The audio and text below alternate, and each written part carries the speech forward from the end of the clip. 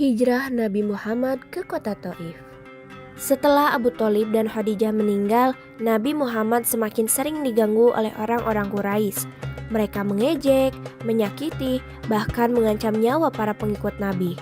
Karena itu, Nabi Muhammad ingin mencari tempat lain yang bisa menerima ajaran Islam. Beliau memilih kota Taif, tempat tinggal suku Bani Syakib.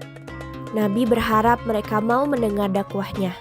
Nabi tidak pergi sendirian, beliau ditemani oleh sahabat setianya Zaid bin Harithah.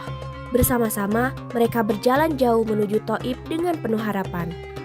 Ya Rasulullah, perjalanan ke Taif ini cukup jauh dan berbahaya.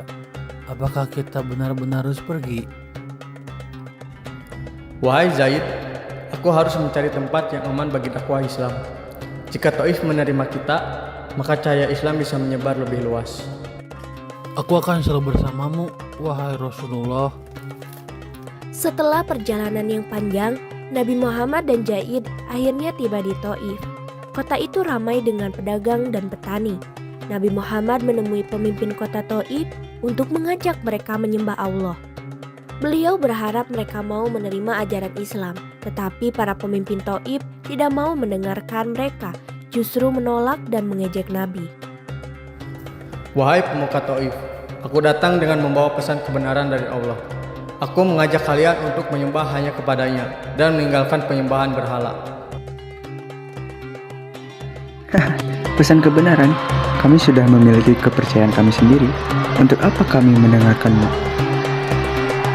Kau hanya seorang yatim piatu dari Mekah. Apa yang membuatmu berpikir kami akan mengikutimu? Pergilah dari sini, kami tidak butuh ajaranmu. Penolakan di Taif tidak hanya berupa kata-kata kasar. Penduduk Taif bahkan mengusir Nabi Muhammad dengan kekerasan. Pergi dari sini, kami tidak mau mendengar ajaranmu. Nabi Muhammad tetap tenang meskipun ditolak. Beliau tidak memaksa, hanya berharap mereka setidaknya mau mendengar hal ini. Sesuai dengan firman Allah dalam Quran Surat Al-Anbiya ayat 107 yang berbunyi,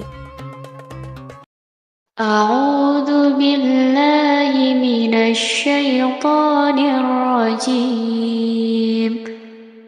Bismillahirrahmanirrahim. Wa ma arsalnaka illa rahmatan lil alamin. Artinya, dan tidaklah kami mengutus engkau Muhammad melainkan untuk menjadi rahmat bagi seluruh alam. Quran Surat Al-Anbiya ayat 107. mereka menyuruh anak-anak dan budak untuk melempari Nabi dengan batu. Nabi dan Zaid mencoba bertahan, tetapi tubuh mereka terkena lemparan batu hingga berdarah. Ya Rasulullah, aku akan melindungimu. Dengan suara lirih, Ya Allah, hanya kepadamu aku mengadu. Aku lemah dan tak berdaya di hadapan mereka. Nabi Muhammad dan Zaid akhirnya menemukan tempat untuk beristirahat di kebun anggur milik dua saudagar Quraisy, Utbah dan Syaibah. Di bawah pohon anggur dengan pakaian berlumur darah dalam keadaan lemah, Nabi berdoa kepada Allah dengan penuh kesabaran. Ya Allah, berilah petunjuk kepada kaumku, karena mereka tidak mengetahui. Zaid merasa sedih melihat luka-luka Nabi. Ya Rasulullah, luka-lukamu parah, izinkan aku merawatnya. Jangan bersedih, Zaid. Allah selalu bersama kita. Melihat Nabi Muhammad terluka, Utbah dan Syaibah merasa kasihan. Mereka menyuruh pelayan mereka, Adas, untuk membawa buah anggur kepada Nabi. Adas, bawakan buah anggur ini untuk pria itu. Baik, Tuan. Silakan makan, Tuan. Ketika makan, Nabi mengucapkan, Bismillah. Apa yang baru saja engkau ucapkan? Aku mengucapkan nama Allah sebelum makan. Bukankah itu hal yang baik?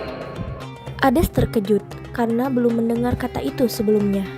Adas bertanya siapa Nabi. Aku belum pernah mendengar orang di negeri ini mengucapkan Bismillah. Siapakah engkau? Aku adalah Muhammad, utusan Allah, seperti Nabi Yunus bin Matta. Nabi Yunus? Aku mengenalnya.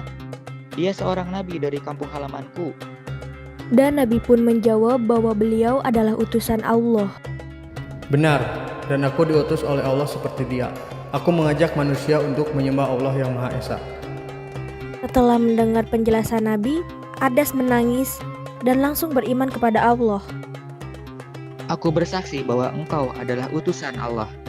Aku beriman kepada Allah dan Rasul-Nya. Setelah mengalami banyak kesulitan di Thaif, Nabi Muhammad kembali ke Mekah. Meskipun telah ditolak dan disakiti, beliau tidak marah atau dendam. Nabi tetap berdoa agar penduduk Thaif suatu hari mendapatkan hidayah.